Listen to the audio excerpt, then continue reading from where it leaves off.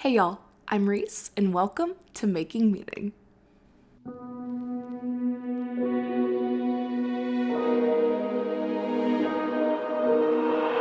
Making Meaning is a podcast by the Cohere Collective, here to help guide you along your path to make meaning in a way that makes sense for you.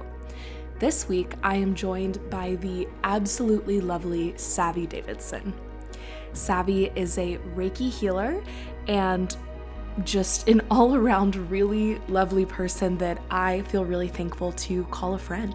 Savi is also interested in nutrition, health, wellness, and works at Resonance Wellness with Dr. Layla Doolittle, who was a guest on the episode last week. So you'll see the same background for this video, and I'm just feeling so thankful for these two wonderful women having come into my life, and being able to work with them has just been such a blessing. In this episode, Savi and I really talk about a wide range of things, from the power of femininity to healing practices and different healing modalities. And then of course we dive into Reiki, what energy healing is, where it comes from, how Savi got into it, all of that really cool stuff. If this is your first time here, please click subscribe, give this video a like. If you are listening, please subscribe to the podcast on Apple Podcasts or Spotify.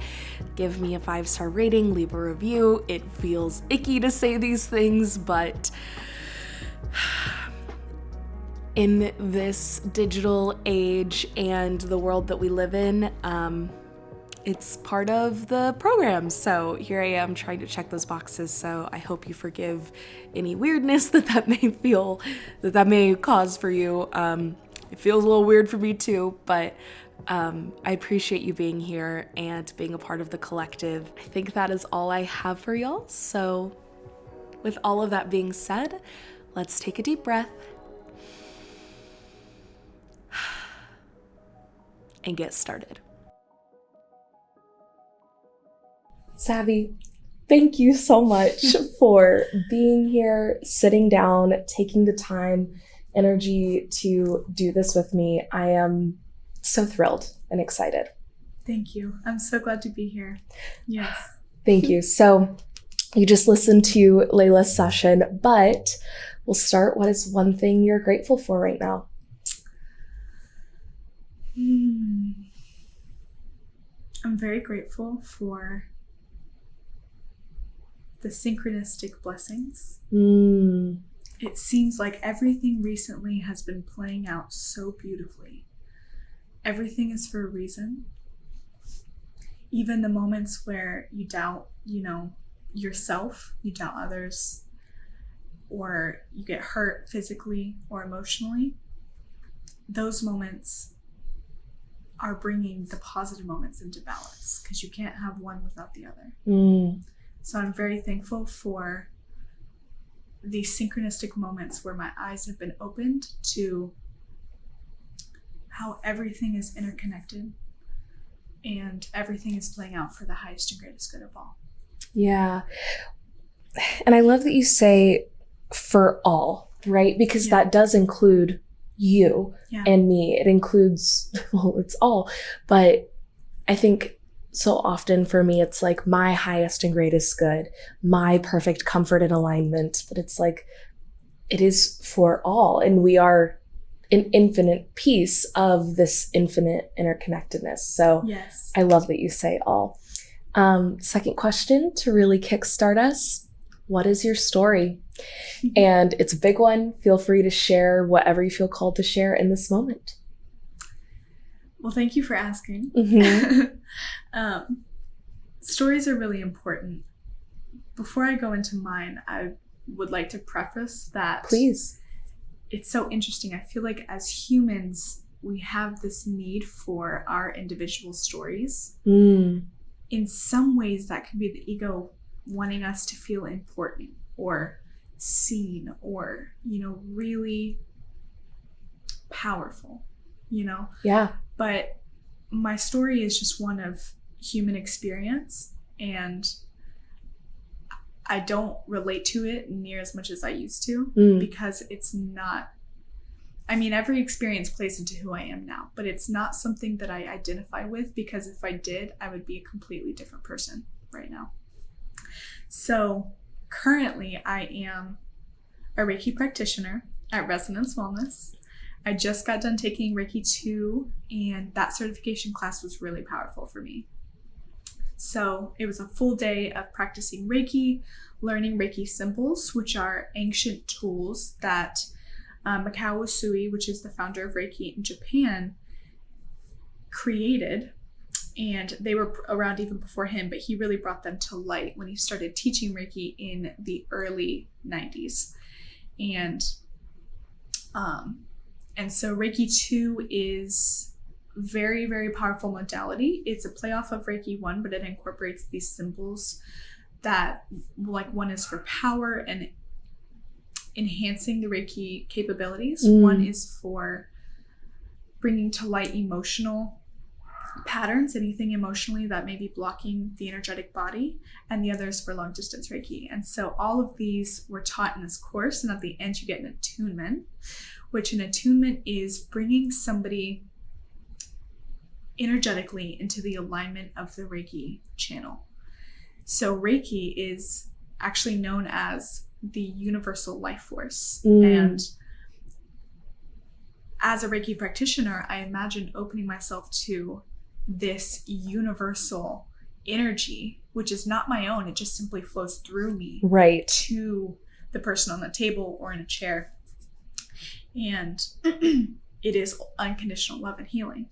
And that's, I even get a treatment myself as I do Reiki. Right. So Reiki is really, really special, but it's not where I'm stopping. It's only like the beginning.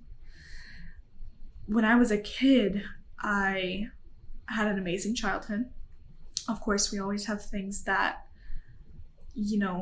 events or traumatic happenings that are really just lessons for us, bringing us to our ultimate potential. But, mine were hard to understand.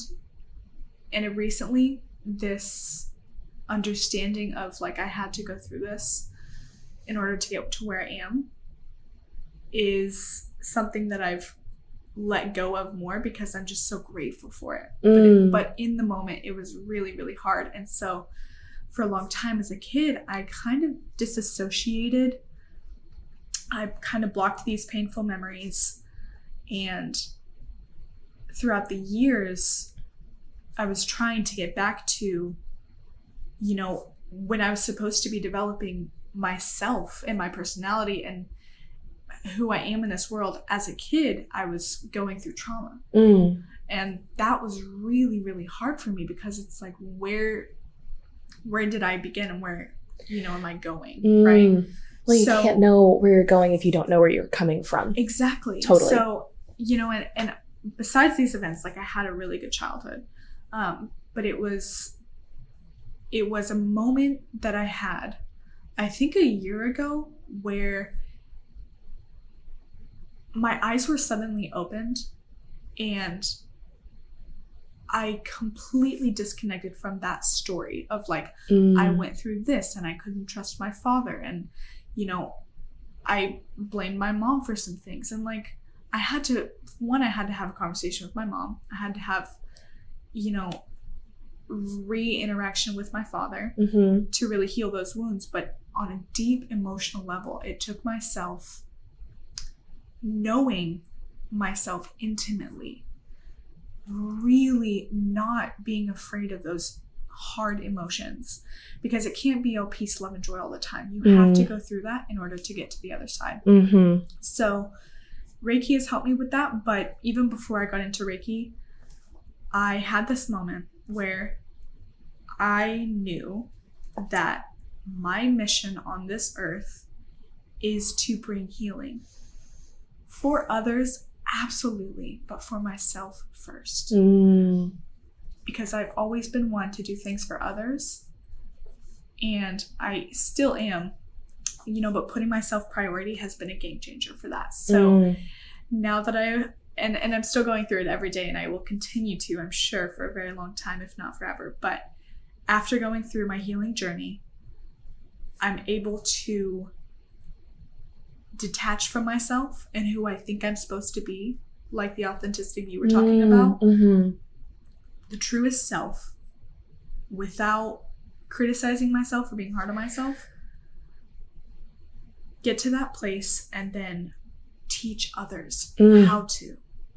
So I heal with Reiki, and then I also want to empower others and teach others. This is the enlightenment. This is it. Yeah, totally. It's everything can be a tool, right? And hearing you say that like Reiki is a big part of this, right? But it's not where you're stopping. It's not the capstone of your work or your mission. It's a piece of it. It's a way to engage with it, but it's not it. Capital I, it. And I think you're so right in the sense that when we tell stories, our ego really does want that to be important. Yeah. And I feel that every day where I'm like, I absolutely relate to your mission of wanting to help others from my place of healed wholeness. Yes, exactly. But in a ego-free way, and trying to find that balance in prioritizing the self and making sure that, you know, everyone knows that put your own mask on first and then you help the person next to you. Right. But to actually practice that is much, much harder in a true sense. And then to be able to help others from that place without it being about ego it's hard for me sometimes to identify which place I'm coming from, and making sure that I'm doing that from a place of compassion and wholeness and not, I keep using the word ego, but ego. What is that balance like for you in this journey of helping people and taking care of yourself, but from a place of wholeness and not lack? That's a really good question. Well, one, I would say the ego tends to see self-care as vain or conceited. And that is where insecurity lies. The ego is insecure. We ourselves as beings, as pure light consciousness on this planet, we don't come into this world with insecurity. That is our ego. The ego wants us to be hard on ourselves and not take care of ourselves and focus on everybody else. Not even in a loving way. It's just like, what did they think of me? What does this person want from me? What can I do for them in order to receive this? Letting that completely go, letting the ego go, has been probably the biggest and hardest part of this journey, because the ego loves suffering. It literally feeds on pain. And the ego is what we think of when we are in the most heightened state of not awareness, unawareness. That is when we are trying to listen to someone and the ego is judging, or is thinking, how can I reply to this person, instead of totally letting go, listening intently, or listening with healing itself. So for me, the journey of the ego, I've really had to nurture my ego from the observer's point of view. So like, I am the observer of the observer. Yeah. Does that make sense? Like, absolutely. The ego is what we see the world through, and I have to take a step back from that. And it helps through meditation and through like constant presence in every moment. And with that presence is me being able to see the ego's reactions and then putting that to the side in a loving way and coming from my most authentic and highest self. Yeah. In terms of couple thoughts. One, stepping back and observing the observer is so, so powerful. And I think even from a more like clinical perspective, that's what you teach in like cognitive behavioral therapy as a way to improve behavior, right? But also in this spiritual sense, it is a way to realign with like you just said, your most authentic, highest self, and not letting your trauma, your experiences in just this one lifetime color your interactions. You are trying to approach it clean. Yeah. And I think that is so beautiful, and also ties into what Dr. Doolittle was just speaking about in terms of constant meditation. Yeah. Dr. Doolittle's episode will be coming out before Savi's, so if you haven't listened to it yet, go listen to it. But she mentioned how meditation for her has really become this kind of daily, constant practice of always trying to find awareness.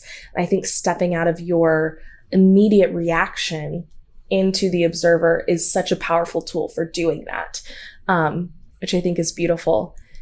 In terms of finding authenticity, the lie that I tell myself a lot of the time is that the ego actually is authentic because it's your first reaction, or that whatever that gut primal reaction is more authentic, and that choosing something else feels fake, right? Right. Thoughts on that?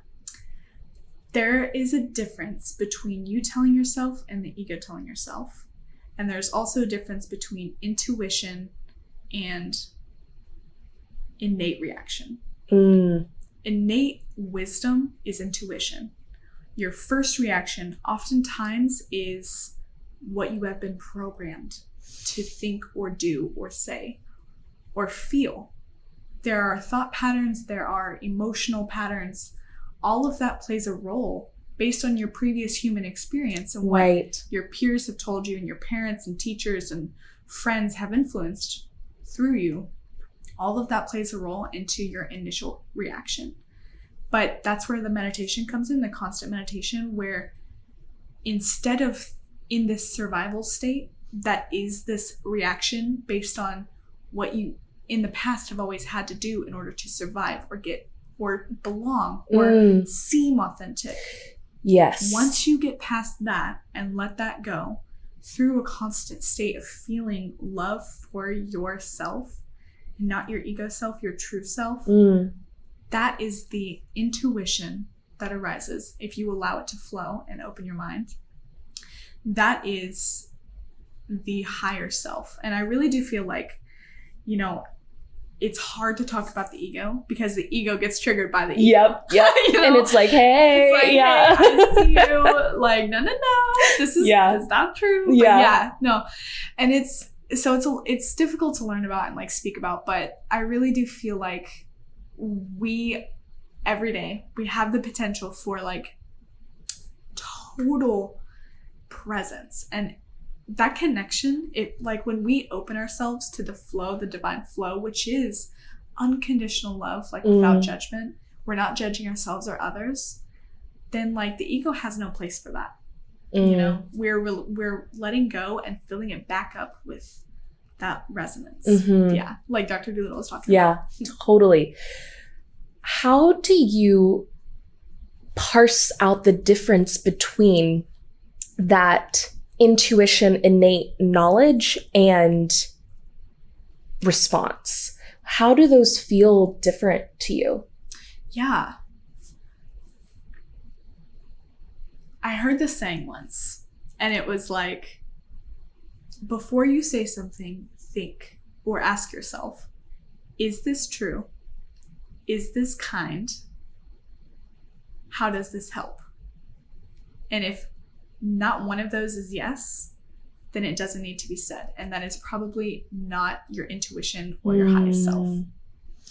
So I think that every time I speak, and it takes self-awareness. If we are not self-aware as reactive creatures, then we are totally disconnected from that place of truth and authenticity. You know, I mean, it takes courage to be vulnerable. Yeah. It also takes self-awareness to bring out the vulnerability that is true. Yes, that is chosen, right? Exactly. I think so often, because like authenticity, vulnerability are these really like hot button concepts right now. And I think that's what we all want, right? Is to love and be loved authentically. Yeah. But even that want, I think, does come a little bit from ego and wanting that to be like stroked and placated a little bit. Mm-hmm. But that there's often this misconception of authenticity, meaning I don't have to do the work. I'm just whatever comes, right? And I think that in a certain sense, once you have reached a place of being able to just let yourself be, that's great. However, I think also it takes work and time and energy and choice and intention to show up truthfully in order to let the truth just be. Yeah. How do you conceptualize of that kind of difference between letting be truthfully and letting be, I don't necessarily want to say unhealthily, but in this sense that's really the best way I can frame it is like in high school. I totally remember this being like either you're fake or you're real. And It's like, well, it's not necessarily fake to observe and make a different choice, right? That's actually the most authentic, realist form of our highest self arising in that moment. However, I think there's also a lot of value placed on not being fake. Yeah. Thoughts. Yeah. I'm not framing these as questions anymore. That's I'm just saying it's things. A conversation. Okay. Yeah. I love these conversations because they're so real. That reminds me of an experience that was exactly about that when I was a kid. Actually, like several experiences over time, but the very first experience that I had with being real versus being fake was somebody came up to me, I think in the courtyard during a break. I was in junior high and so I was like 12 or 13 at the time. Mm-hmm. And I remember them saying to me something about, you're always happy all the time. Like everyone has said this is just fake. Like, yeah, you seem so fake because you're not, no one can be happy all the time. And I was just like, I was stunned. I was speechless. I didn't know what to say. I was just like, well, this is how I feel.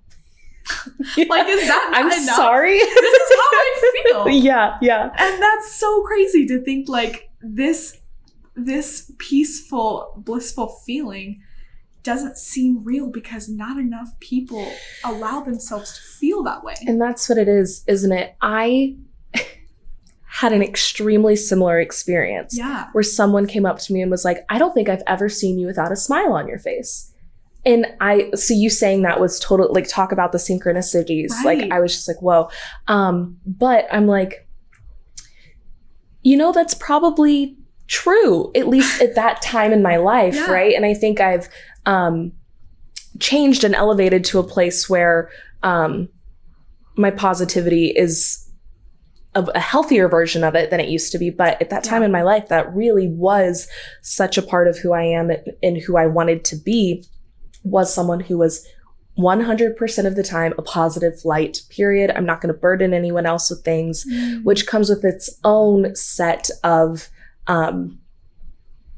struggles and things that needed to be healed and worked through to be authentic, right? But someone coming up and saying, there's no way this is real.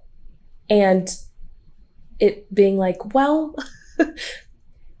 was it real this morning when I woke up that I just woke up with a smile on my face? No, I was tired and all of the things. But on the drive here today, did I say my affirmations and remind myself of the things to be grateful for and of the person that I want to be and how I feel that I'm here to help spread positivity? It's like, yeah, I did. So I got there. Exactly. It's a conscious choice. Yeah, totally. It really is. And at that time, I will say that was also purely inner child bliss. Because there is definitely a difference between now as adults, we choose to be happy, we choose to be grateful, despite everything we've been through and everything that we could see as problems in our lives. Right. And there is a difference between the pure inner child that is so naturally happy despite, because children are not near as programmed, and they are not programmed. They don't come into this life with like negativity and, oh, I hate that this happened to me today, like victimizing and all of that. They're naturally light beings, and that pure happiness, that pure joy followed me until I needed to deal with my childhood trauma. That is where the smile on my face was hiding pain, and I was people pleasing. Yes. And then I had to really go through some really hard times. That's where the depression of teenagers comes in a lot of the time, where they are consciously trying not to heal trauma, but like subconsciously it is affecting every decision that they make and every person that they're friends with. So then that time comes to heal that. But I will say, like, I really didn't have a whole lot of friends growing up because I couldn't stand, as a child, I couldn't stand being around the choices that those humans made to allow their suffering to be so present all the time, because I didn't want to allow it to affect me. Yeah. So yeah, I had to struggle through some certain friendships. Sure. And like be really lonely, and then find a huge group of friends where none of them were close friends, and I was just anxious for like people to hang out with because I thought I was losing my teens. And then go through losing all of those friends to realize I am my own best friend. And then I attract people that are reflections of myself. Because everything in our reality is a reflection of what's going on inside of our head. Yeah. Well, and that's so true of how we are all living a different reality and really needing to settle into someone else is living their reality too, and they are seeing me through the reflection of themselves, and making space for that, and knowing that like I am a part of their, like they are the main character in their story as much as I am that in mine. And I should be the best, you know, sidekick or random cameo, or, you know, whatever that role ends up being, that I can be to serve their path and journey. Talking about the teenagerhood and friendships especially, I think it's so interesting that for you that was such a moment of the not feeling the need to like push or choose happiness or an intention there until you were dealing with healing that childhood trauma. That was not an eloquent way to say that, but I think you know what I mean. It's always eloquent. Thank you. But the main thing I want to talk about is inner child work, and how so much of that is so healing for us as adults. And I think that it's really framed as inner child healing a lot of the time, and you have to heal your inner child, when so much of like inner child work for me has felt like returning to my inner child. Yeah. And yes, of course, there is like healing that needs to happen there, but not seeing the brokenness of who that inner child is, but seeing the wholeness of who we all are innately. Yeah. And returning to that. I would love your take on inner child work and how your perspective shifted when you started really healing some of that childhood trauma. Yeah. I appreciate how you said that it's not the brokenness, but it's the wholeness. It's not the lack of, it is the fact that there is. That's really important, because all healing is simply a remembrance. It's not constructing back It is remembering who we are as healed beings. And I think that's part of the enlightenment journey as well. We are remembering our gifts. We are remembering how beautiful we are inside and out. We are realizing that these bodies and our experiences do not make up who we are. It is the consciousness and being inside of us. And being stands for like presence, the state of awareness. So inner child work is important. I think the inner child, one, can always be healed with Reiki. You can always, and that's what's so beautiful about the universal life force healing energy, is that you can project it not only into this present moment, but into the past and into the future. Something that I've had to go back and do is go back to my past, speak to 7-year-old Savi, and hug her and nurture her while she is crying, because I didn't have anybody to do that in that moment whenever I was 7. Doing that was more healing than anything that I've dealt with in the past 5 years of my self-growth journey, because the child part of ourselves is the pure form of how we've developed into who we are now. So the inner child is something that you can always speak to. It is part of you. It is you. And it is simply the purity and the innate loving being that is part of you. This idea that the inner child is always a part of us, I think is so important, because so often I think when people talk about inner child work, they talk about it as though the inner child is separate from you. And I think you hear this thing where it's like, I had to go back and hug and nurture my younger self, and it is so healing. But being aware that you are also doing that for that piece of you now, I think is also recognizing that it is a radical act of self-love, and that even in projecting it as, oh, it's younger me, it's still a way to disconnect it from taking care of yourself, right? That it's like, it has to be about this other aspect of me that's not who I am anymore, because the ego comes in and says it's selfish or conceited or narcissistic to love yourself and take care of yourself. So I love that it is, yes, your younger self who is also here with you right now in this present moment. You were also talking about being and kind of your conception and definition of being, and something that, as an English and philosophy major, language fascinates me. And I have always been hung up on how we have turned the word being, which is a verb, a doing word, into a noun, a human being. It's now a noun. Fundamentally, we are verbs, right? And we've turned it into this like stagnant thing. So I would love to hear more about how you really think about being and more about your definition of that. Yeah.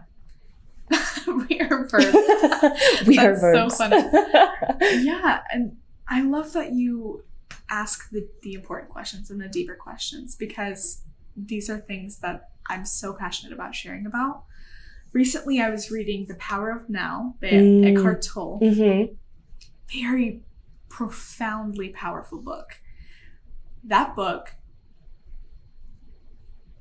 basically explains the foundational concept of being. And whenever I actually was reading this yesterday, I was on a plane flying back from the Georgia beach, which is so cool that I manifested this opportunity to travel recently to the beach. But I was reading this book, The Power of Now, and it was explaining the conscious act of bringing all of your energy back to yourself in this moment. No matter where your thought may be or your energy may be, you bring it back to yourself You feel your diaphragm expanding and contracting with every deep breath. And you imagine the white light being of this part of self. It is not your physical form. It is not your ego. It's not your inner child. It's not your shadow self. It is the innate presence of this consciousness that is separate from logical thought. This presence, it remains under the stillness of every moment. It is present through every interaction and human experience. It is present in pain and suffering, and it is present in bliss and peacefulness. And you don't even have to be meditating to feel this.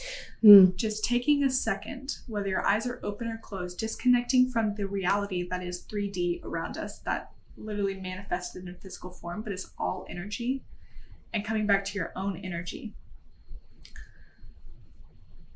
This goes back to knowing yourself intimately. But if you can feel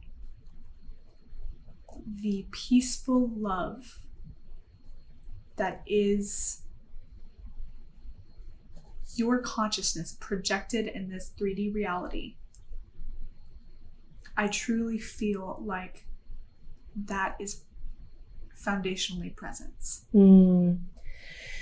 Everything that you just said, I think, is so important to, like you said, it's foundational to everything, in that presence is the foundation of every moment, but also the awareness for us of presence being the foundation is also the foundation for us to grow in our own journeys, right? It is both like metaphysically and personally foundational. Yeah. At least that's how I interact with it.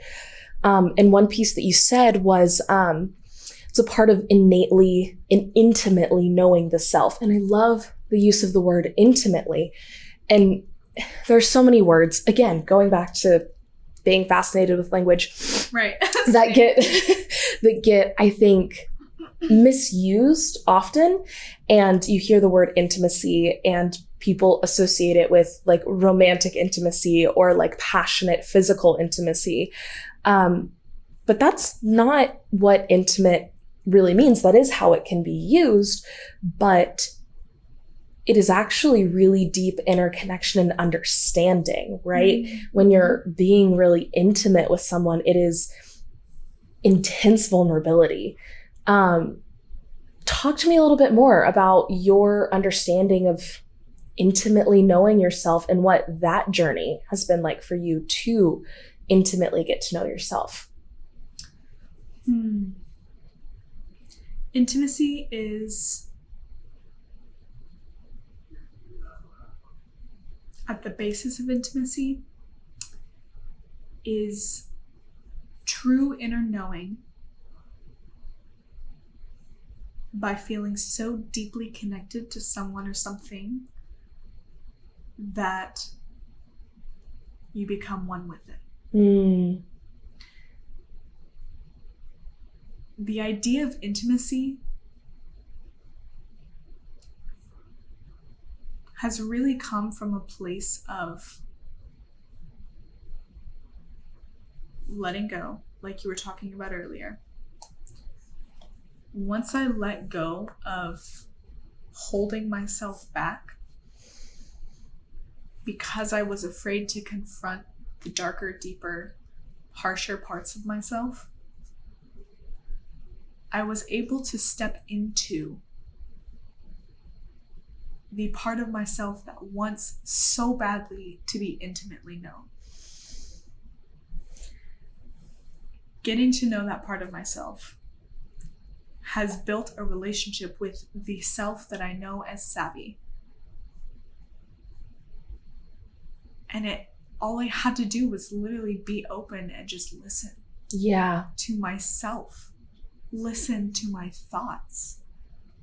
Cutting out all of the distractions in our outside world, like music that is constantly playing, it seems. conversation that is used to fill silence, TVs that we play whenever we get home instead of sitting with ourselves and thinking, how did I feel today? What do I need to process right now? Cutting out those distractions and coming back into the present body to feel every emotion and sensation that comes up. That is intimacy in itself. It doesn't matter if you are touching yourself physically, which is equally as important. Connecting to my divine feminine flow has been something that I have had to come back into terms with. After the trauma that I had in my childhood, where I was disconnected from my feminine side because of survival. Now coming back to that is part of my intimacy journey. Allowing myself pleasure is a really, really big one.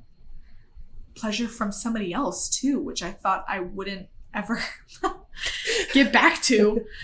Well, and talk about vulnerability. Right. In order to allow that to arise. Exactly. And it's interesting in you saying like this part of yourself that wants so deeply to be seen wholly, right? To really be seen. And I just relate to that feeling so much of like wanting to be just fully understood.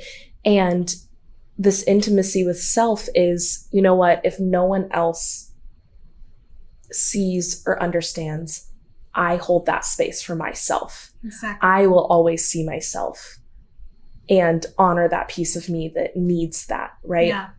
But there is this other dimension and how beautiful it is when you can find other people, whether it be familial, friendship, romantic, or otherwise, relationships that also hold space for you to be seen and see you in ways that you might not have the perspective to see yourself. Yeah, that's a really good point.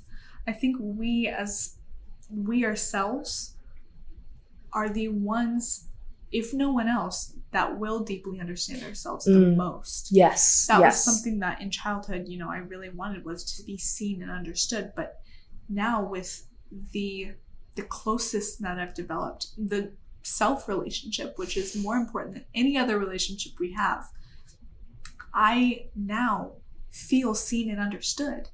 That goes back to being the observer of the observer. That's the outside perspective. Yes, you can get it from other people, and that takes vulnerability as well. Intimacy with other people is not only physical, it's also emotional intimacy. Totally. And being vulnerable with other people, that takes courage. But in yourself, being vulnerable to be intimate and get to know yourself, so many perspectives come. Like you can see yourself from a totally different point of view, and that is powerful. So then you can powerful. step into your power. Yes, absolutely. And this idea, just hearing you say that was especially something you wanted in childhood, I'm like, me too. That was all I wanted as a little kid, was just to be seen, right? Yeah. And everything that carries. And how powerful it has been for me to grow up and realize I didn't need someone else to give that to me. Like, how many things are we looking for externally that we can give to ourselves? Not everything. Like, relationships, I think, are extremely important, of course, and you can't give everything just to yourself. But feeling seen and understood absolutely is one of those things. And it's like, there is something so intrinsically powerful to holding space for yourself. Yeah. So I love that. Yeah. Love that. Absolutely. I love that. It's nurturing. Yes. Talking a little bit about embracing your femininity and like the divinity of the feminine, because that's been a really interesting journey for me too. Both in terms of like the physical body being women, but also the energy of the divine woman and embracing both the masculine and feminine energies that we all carry within us. I would love to hear more about your journey with that. Yeah, that's a really good topic, because the body is separated. The body is one, but the left side is feminine and the right side is masculine. So as a practitioner with Reiki, I notice based on the trauma or the injuries that someone has had energetically with the feminine or the masculine, oftentimes it presents itself as physical injury or blocks in the body. Interesting. Yes. So I'm actually about to go to California for an emotional decoding class. This class is going to allow me to understand the programming, the habitual thought patterns, and the emotional codes that make up the human self based on everything that we've gathered informationally throughout our life. With my feminine, that part of myself was contracted a little bit because I didn't feel safe in childhood. And I heard somewhere somebody said the feminine wants to feel safe and the masculine wants to feel respected. That is really interesting because within the two parts of ourself comes duality. That's where the yin and yang comes in. Yang is the masculine, the white light with the darker inside of it. The yin is the feminine energy with the blackness and then the light, the spark of life force inside. Those come together in the body to create beautiful harmonic balance of feminine and masculine. And whenever one gets energetically drained or energetically overly excessive, it has to come back into balance. Systems in the body, energetically, emotionally, or physically, can be thrown off by this disresonance, this disbalance. So on my journey, whenever my feminine side, especially recently, has been really flourishing because I've allowed it to, before that, I had to really come to terms with, I am safe to be feminine. I'm safe to be feminine. And I think all women should remember this and repeat this, because in a world where sexuality is such a big thing, oftentimes we don't feel safe to be feminine because we're worried that we will be hurt somehow.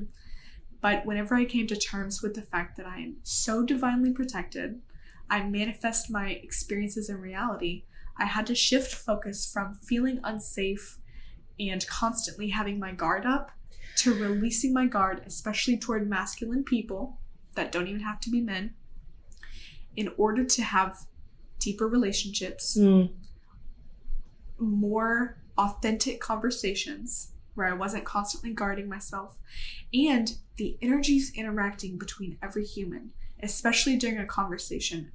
People's energies are interacting. And whenever my feminine is around masculine in the past, it has been more guarded. And so I had to know myself intimately, meditate, find the presence within, and then also allow myself to expand that side of myself. Because my masculine was overcompensating in past relationships, which is why I went through toxic relationships. One of the reasons. My masculine was overcompensating because I didn't feel safe to be feminine. And so in return, that balance of polarity brought my partner to be more feminine, which is so interesting. It's all psychological and emotional and spiritual. Physical has very little to do with it, but I'm in a relationship now, which is so amazing, where I feel very safe to be feminine, and he feels empowered to be masculine because of that. And so I've learned a lot in this relationship, but before I got into it, I had to embody the divine feminine in order to attract the opposite energy that was bringing that balance back to one. Interesting. Isn't it so interesting how it's both and in terms of attracting the opposite energy that is also attracting same energy, right? Because it's bringing it back into balance. And it's like when you are balanced here, then you will attract the balance in the other person, but knowing that you are safe and accepted and whole, and you can show up as whoever you are that day, that moment. and that allows that for the other person, that you can find that balance, but you can also find your dissimilarities that pull you together. How cool. That is so cool. That's a really good way to frame it. Yeah, I love that. I want to dive a little bit more into Reiki. Yeah. I guess I just would love to hear more about your journey in discovering Reiki, realizing that this was a tool you wanted to use to achieve the things you want to achieve, to grow in the way you want to grow, to heal and help the people you want to heal and help, and how it has helped you personally along your journey as you've helped other people. Yes, that's such a beautiful inquiry. I will have all of the listeners know that Reese Brown was my very first Reiki patient. You're kidding. I didn't know that. You were my very first person I worked on right after my certification. Wait. That is, okay, why am I like proud? I'm like, that's so cool. Right? Wait, I feel like I need a badge of honor. That's so cool. Thank you. I will carry it with me always. Yeah. You were my that is very amazing. First Reiki patient. Wow. Yeah. And your experience was so beautiful. And it you were really so was. Open that literally that in itself, I knew I wanted to do Reiki, but that was so encouraging for me and inspiring to continue on that path.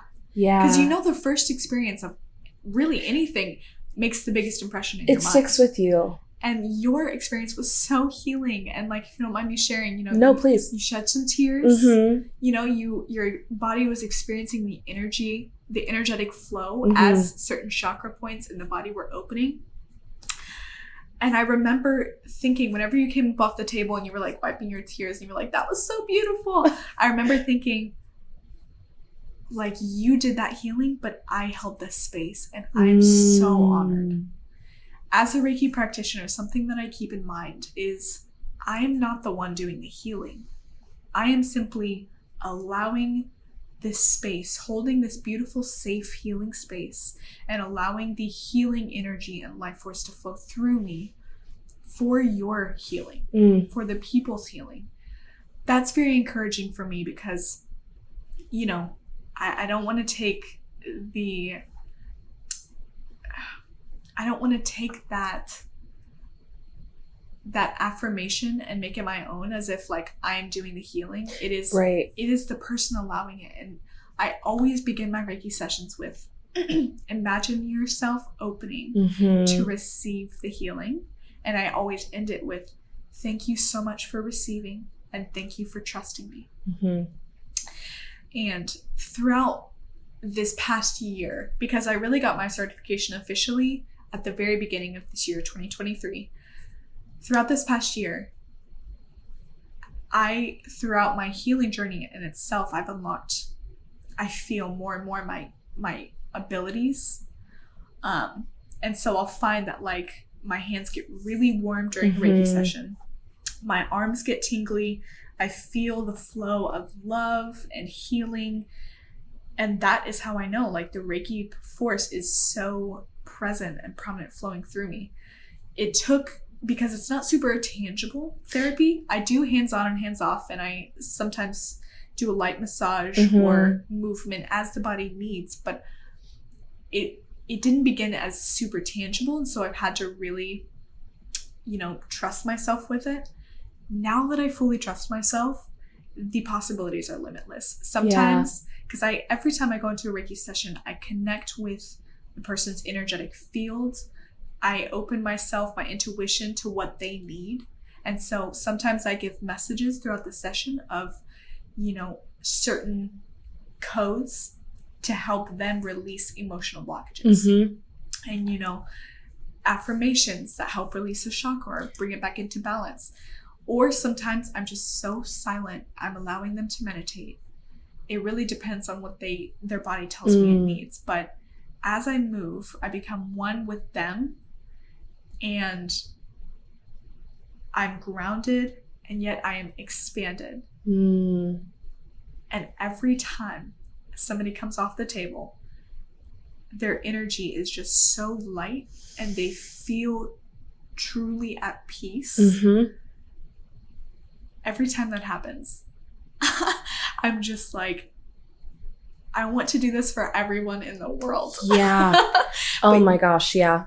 The biggest thing about that is somebody has to be ready. Yeah. To receive and accept. Ready for the healing. Ready to receive it. Exactly. So oftentimes I don't mention Reiki unless somebody brings it up. You know, I do introduce myself, especially at networking events, like I am a Reiki practitioner, but I never say, do you want Reiki, unless somebody absolutely needs it, because when they do want it or are ready to receive, they will come to me. Yeah. So I've put out the intention that all clients that come to me resonate with me, because I am not for everyone and not everyone is for me, and that's okay. Right. Especially as a practitioner, I have to keep that in mind, because it's not like I want all of the clients, you know, bring them to me, like I want to work on everyone.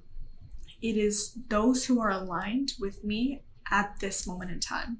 And so I've set the intention that everyone who comes in the door, once they walk into my clinic, it is healing space. It is, the journey has begun before they even lay on the table, which is so beautiful in itself. And so that alignment is really beautiful. And, you know, Reiki for me, every time I do a session, I receive Reiki healing as well. Because instead of giving my own energy, it is the unlimited quantum energy. And going into quantum physics, like all timelines are aligned and all energy is constantly present and can constantly be converted into healing energy. So quantumly, that is what's happening, but tangibly, I use the Reiki symbols and I've used them for a long time. And I open myself for this channel, and then I just simply lay my hands, and the person's body pulls in the energy as it needs, and the energy flows to where it needs to go in the body, to certain organ systems, certain chakras, any injuries they may have, to the brain, to balance the thoughts. You know, Reiki is really good for improving sleep and like helping people stop overthinking. So many things. Those are just some of them. But as the practitioner, I also receive the healing myself, because it's like a bucket. Reiki flows into me. Once one bucket is overflowed, it flows into the person. And then I am just the channel for that extra energy. Interesting. Yeah. So in quantum mechanics is vastly fascinating to me. And I think a really big part of what you were just talking about that just clicked and made so much sense is that everything follows the laws of physics, right? Energy exists within physics. And if there is an empty space, it is a vacuum and things flow to fill it, right? Like that is, we know that if you have a container and you pour water into it, it fills the container until it overflows. And water is molecules and atoms, just like energy is. So thinking about it like flow, the body almost like sucking it up like a vacuum, but it's like that is what it's doing because it is creating a vacuum, right? That is so interesting to me. A couple other things that I wanted to share. Every single time we've had a Reiki session, I've had like a slightly different experience than the time before, which I think is beautiful and speaks to your work and your ability to align with your client and with the moment, right? And that no session will ever be the same, right? And so I think that really speaks to your skill and the space that you hold. In our first session, I don't think I told you this, but it's so funny hearing you talk about like sharing these codes or messages or downloads or whatever that may be, because I remember I kept like my mind was like blank, and then sentences or phrases would pop into my mind. 2-3 seconds later, you would say them. Whoa. And I was like, weird, but also really cool. Yeah, that's amazing. Yeah. And I was like, okay, so that is a message from my body, from my higher self. Savi fully read that, knew that I needed that, and was making sure that I listened to it. Wow. And it was one of the moments that also for me helped me identify what that voice is for me. And when I hear that, like, what frequency does it speak at for me? Yeah. And when to tune into it. Because I was like, why else would you be able to repeat it in this moment of healing when we are in connection in Reiki energy? Yes. Like, it has to come from a place of love and light and healing. And so that was just really powerful for me. Wow. Thank you for sharing that. Yeah. It was crazy. Yeah. Then another time I had been having really bad back pain, and I have an extra vertebrae in my back, which is random. Whoa. But it causes more instability just because there's more joints. And we finished our session, and then I went to get up off the table, and I like stretched before I did, and I just went boop, boop, boop, boop, boop, boop, boop, and popped all the way down my back. And I was like, she's done it again. She has done it again. Yeah. And I stood up, and I was like, I felt like 3 inches taller. Wow. Yeah, it's so truly, truly, it is so powerful. And I feel like I really am fascinated by skeptics, which I don't want to harp on the negativity of people who it's not for them or aren't ready for it or anything like that, because I'm like, I don't want to bring that into the space. But also I think it's really fascinating how people who choose to be in service of other deal with people who aren't ready to accept it. I would love to hear a little bit about your experience with that, if you have had experience with that, and maybe how you describe Reiki to people who have no conception of energy or energy work at all. Yes. Yeah. I think that's really important, because there are always going to be people who, and I like how you worded it, they're not ready to accept it. It's not a belief system. It's more a modality. It's a tool. It's a technique of healing. So a good instance recently that I experienced, because there have been multiple people throughout my line of work that have questioned and just, quite frankly, like, can't conceptualize the fact that Reiki works and how it works. Yeah. So recently I was in London, and I was traveling for a conference, a biohacking conference, which is so cool in itself. That is really cool. Yeah, it was in Amsterdam, and it was like 2,000 people. Super cool. But before I got there, I was in London, and I was at this shop.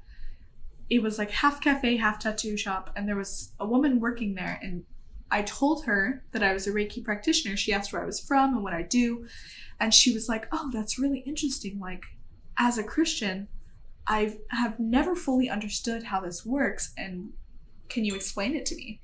And so we went back and forth for like 30 minutes of her asking questions, me answering, and the entire time, I could tell she wasn't super open to it. Nothing against her. I think it was just the belief system that she has grown up in. Sure. Has not been open to the idea that healing can come from any other place except for the God that Christians believe in. Right. Which is really interesting, because the God that in all religion, the God is the universal life force creator.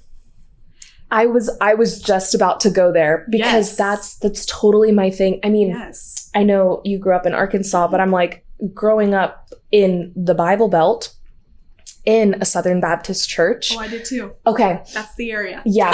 Yeah. It's like, it's real. And even if your family doesn't hold those beliefs, you're going to get it socially. Yeah. You're just going to, based on the culture that we're in.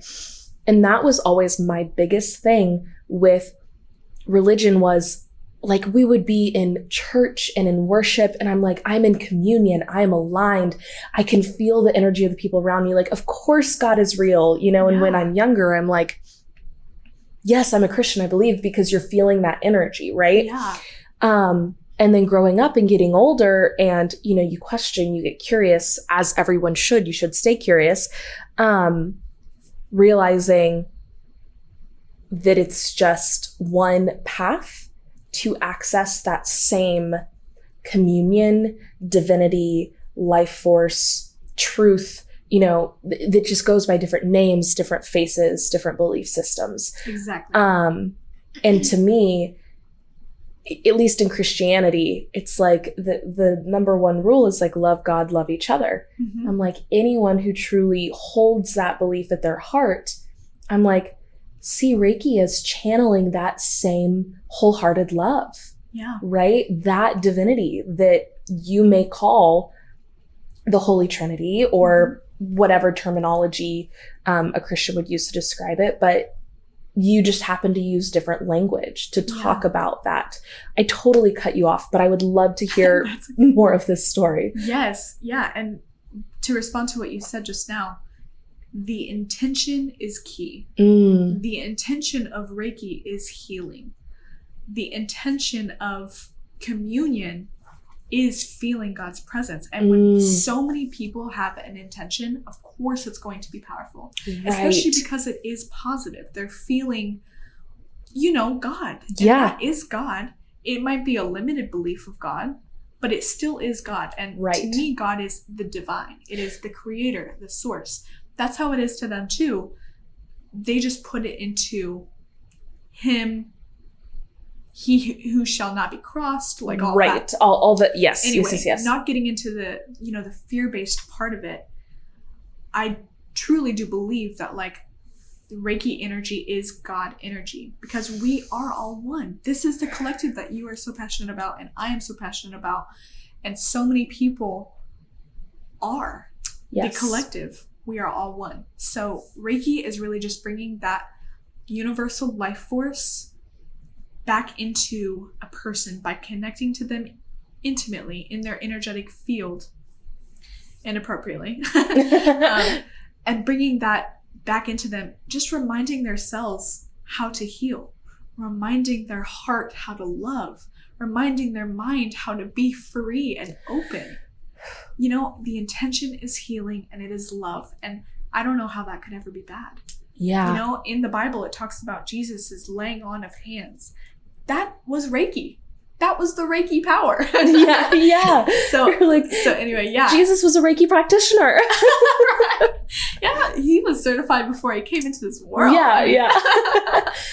But yeah, so I was explaining to this woman how it worked. And, you know, in the end, I just realized, like, her belief systems may, at this moment in time, be a little limited, and that's okay. She is on her own divine path, and right now that is for her highest and greatest good. Her intention for that is totally good. I mean, I assume, you know, and her asking questions, I think, is great because she's just trying to understand it. But by the end, you know, I could tell there was dysresonance, and I had stopped explaining it to her, and I was just like, I hope you have a beautiful day. It was lovely to meet you, and all the healing to you. Yeah. You know, and that's what I had to say to someone who wasn't ready to accept it, and someone who probably doesn't understand it based on their belief systems and their experience. Totally okay. There have been other, you know, skeptics, people who want to understand how it works. My divine intention is that those who do want to understand, they come to me and they ask, because I love being a teacher. You know, I love being a healer, but I also love teaching and empowering others. And so being able to do that for her was really special, even though, you know, in the end, whatever came out of it was for the best. Right. Well, and who knows how much of an impact that really had. Like, a year from now, she may go through her own Reiki practitioner training, and this was like a drop in the bucket, right? And we don't know where in someone's path we're meeting them. But I think, I mean, just like you said a moment ago, embracing anyone with love and joy and spreading healing. It's like, how can that be bad? Right. It just can't. I want to talk a little bit about, I'm tripping over my words in my own head. In talking about Reiki energy, you said you also conceive of it as God energy. And I totally agree. And I think within my own mind, I use God as the word to refer to the universal collective, universal consciousness, our interconnectedness, the synchronicity of being, higher consciousness, creator, source, like all of these things. To me, that's what God encapsulates. Yeah. I think that, again, going back to language, that word means so many different things to so many different people that I also find myself hesitant to use it unless I'm in a space with someone that I know uses the word similarly. Of course.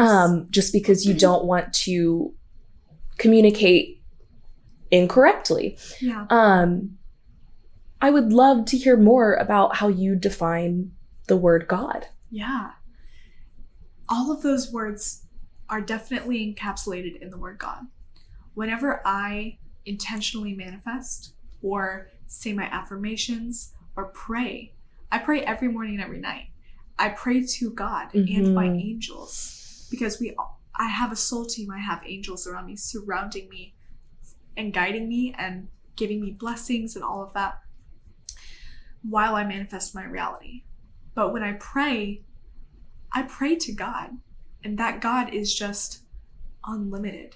There are no limits to God. And my personal God is so love-based that I know that God is in everything and God is in me. And I think it goes back to that universal creative force that's underlying in all living things and even all non-living things. That is my God.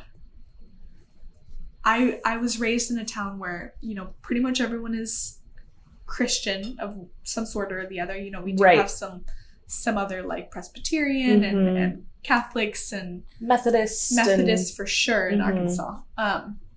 But my mom always gave me the choice to choose what I believe in. For that, I've always been so grateful. Yeah. That allowed me to expand into the possibilities beyond religion. Because religion, in my perspective, was very limiting. I saw everyone going to church every Sunday in the same outfit and,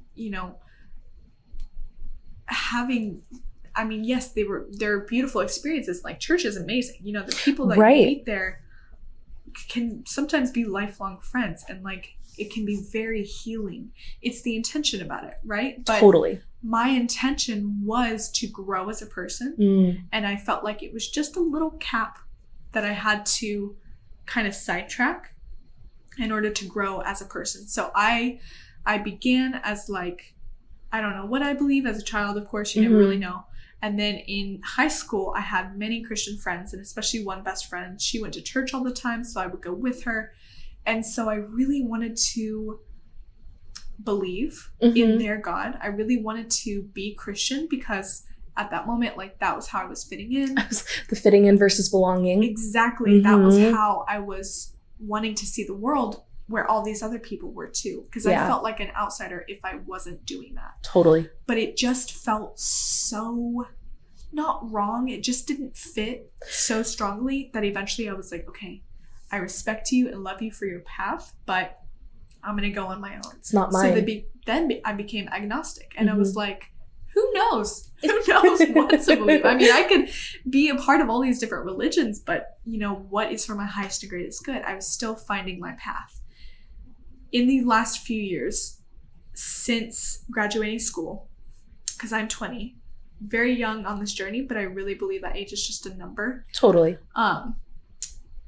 I have let go of the programming. And when I say programming, I mean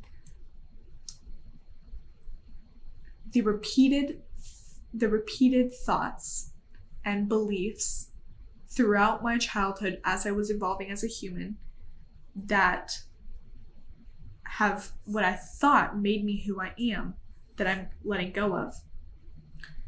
That programming has needed to be let go in order to realize that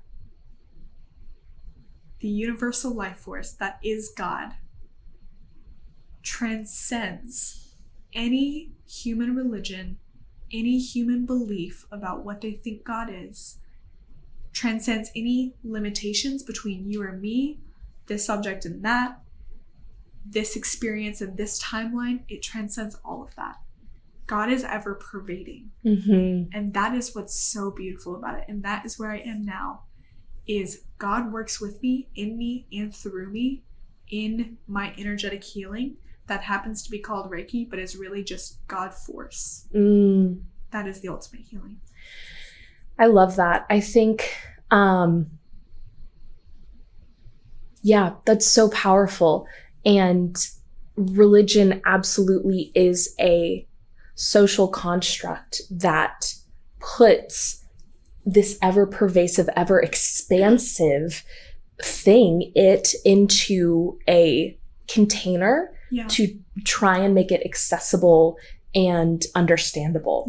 And I think that originally that probably came from a good place of wanting to help people tap into source and helping people establish morals and values. And I think there is some good that can come. However, I mean, depending on who you ask, right? But there's also been a vast amount of harm that has come from organized religion as well. And I totally agree with you that something that is, I love that you said ever pervading. That's so like on point with the feeling of my conception of God.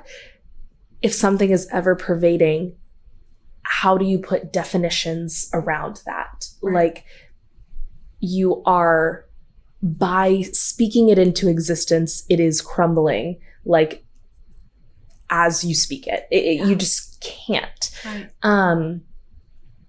And so I think that's really, really powerful. And just continuing to stay open to it and curious is wonderful. I also heard something the other day that was the word God is, I was watching the new Pete Holmes comedy special. He said that he heard this from the roadie of AC/DC, I think, which is so random, but okay. I love it. Yeah. He said that he says that God is the blanket that we throw over the shape of mystery so that we can see its outline. Ooh, and I was like, I love that, because we need, as human beings that are drawn to connection and communion and communication, we want something to be able to point to and say, that's what this word is. Right. And it's like, I think religion and the word God has totally become this blanket, but when the thing that's underneath the blanket wants to move and expand and be, I think you do have to take the blanket off. Yeah.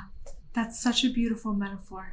Right? In reality, the idea of God is so vast that it cannot be grasped. No. Yeah. What a beautiful place to end. I have 2 final questions. Okay. First one, in light of our conversation and everything we talked about, did I miss anything? Do we need to clarify anything? Do you want to round back to anything? Is there anything that we just didn't talk about at all that you want to talk about? This is space to make sure that you feel good about the conversation. Thank you for holding space. Yes, of course. I love these conversations. I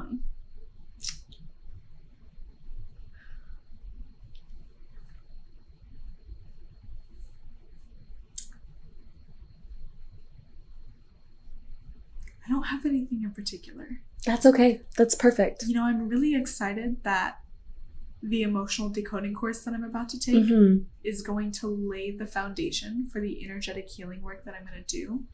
Because yes, Reiki is giving healing. Reiki is also helping those release what is blocking them from their highest potential. And that's the potential of healing, of love, of knowledge, whatever it may be. Reiki gives, and Reiki can also help release, because like you were talking about earlier, it is a bucket. Once you release fear and trauma and PTSD and triggers, and those things that have just created physical illness or disease or dysresonance within the body or emotional guards or energetic blockages, once you release all of that, there is space to be filled. So Reiki is really, the way I do it is very somatic. I help depending on the person's intention. If they just want to receive healing, then they can. If they want to release, then they can. I ask the intention. I ask them to keep it in mind throughout the session. With that intention in mind, we are manifesting the healing that looks and feels the best for them in that moment. So by releasing and putting in, healing is always accessible. And then Reiki energy, once you receive it once, you are constantly open to the flow of healing. So it's not just a one-time thing. Even if you come in for one session, you are always receiving that healing afterward. And I think that's really beautiful. That is really beautiful. Yes. And thank you. I want to say thank you for receiving this conversation and listening so well and being such an amazing, opportunistic creator of this space. This is so beautiful what you were doing. And thank you. I truly appreciate your mission.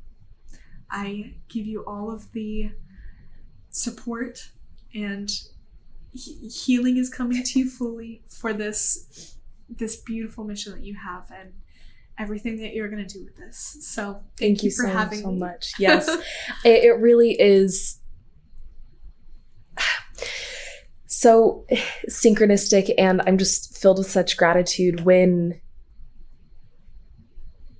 you find people that resonate right. with that same mission. And though there may be different modalities, that it all comes back to the same heart of the thing, of the stuff. Yeah. So thank you for the good stuff. Thank you for being in this space with me. One last final question. What is one word to describe how you're feeling right now?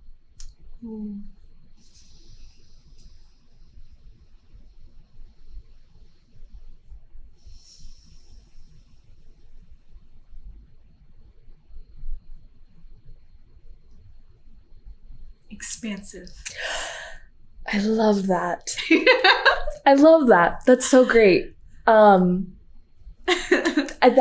Let's just end it there. I think that's Reese. Perfect and beautiful. Thank you so much for your time, space, and energy and kind words. Yes, thank you. Thank you all so very much for being here today for episode 8 of Making Meaning. And of course, a huge thank you to Savi for her time, energy, and expertise.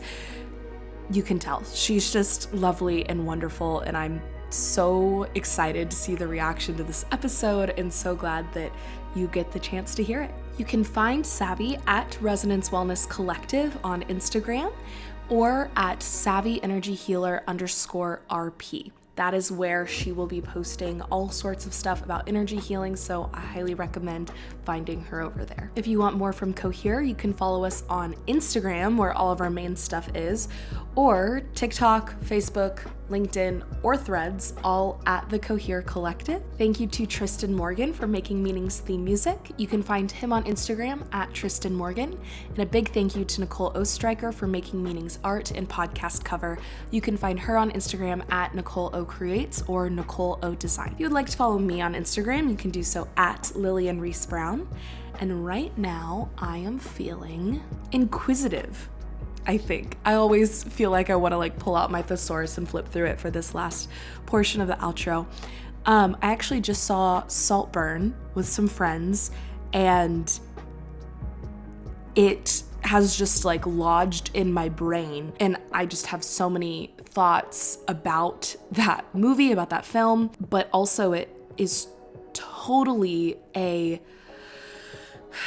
masterclass in bringing together seemingly disparate themes and merging them into one cohesive narrative that argues a really cogent and interesting point. And so it's been really inspiring for me as a creative person, and I'd like to hear your thoughts on it because I can't stop thinking about it, and I'm diving into Emerald Fennell and all of her beautiful work because this is the first film of hers I've seen. Yeah, so random tangent, but worth it. I think that is all I have for y'all today. Thank you for being here, for being a part of the collective. Well, thank you for being here, and I hope you feel like you are living more coherently. Until next time, love.